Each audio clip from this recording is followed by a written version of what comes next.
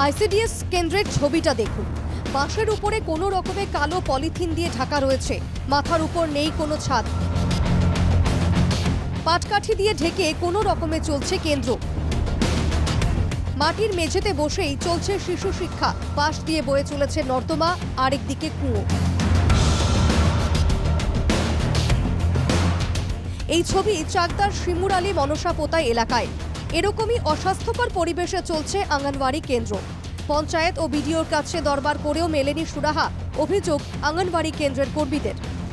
বেহাল অবস্থা। আমরা চাই যে এই স্কুলটা সুন্দরভাবে পাকাপোক্ত হোক। আমরা বিডিওতেও অ্যাপ্লিকেশন দিয়েছি, আমাদের আইসিডিএস অফিসেও দিয়েছি, ওনারাও চেষ্টা করেছেন। এখন জানি না কত দূর কী হবে।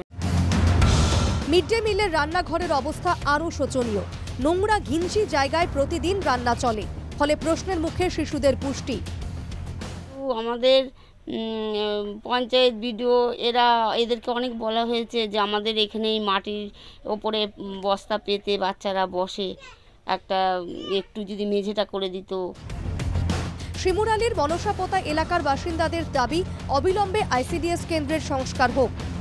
কিন্তু বাচ্চাদের তো এই বর্ষার সময় তো খুবই সমস্যা, তারপরে এই ঠান্ডার মধ্যে এই বসার কিছু নেই, তারপরে আপনার সব কিছু থেকেই ওনাদের সমস্যা, কোনো কিছুই তো কেয়ার করছে না।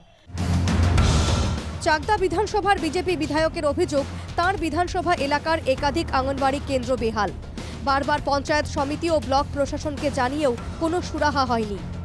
পঞ্চায়েত সমিতির সভাপতিদের বলা হয়, কিন্তু কোনো প্রতিক্রিয়া দেখাতে পারেন না তারা, শুধু বলেন হবে হচ্ছে বলেন। পঞ্চায়েত সমিতি ও ব্লক প্রশাসনের পক্ষ থেকে জানানো হয়েছে অঙ্গনওয়াড়ি কেন্দ্র তৈরির জন্য জমির খোঁজ চলছে। জমি পেলে নতুন করে অঙ্গনওয়াড়ি কেন্দ্র তৈরি হবে। অঙ্গনওয়াড়ি সেন্টার নতুন করে তৈরি করব, যেখানে যেখানে অঙ্গনওয়াড়ি সেন্টার নেই তার জন্য আমাদের নিজস্ব জমি দরকার। সরকারিভাবে জমি না হলে আমরা সেখানে কাজ করতে পারি না।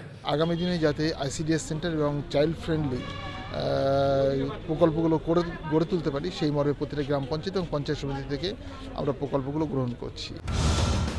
সকলেই চাইছেন দ্রুত সংস্কার হোক অঙ্গনওয়াড়ি কেন্দ্রের।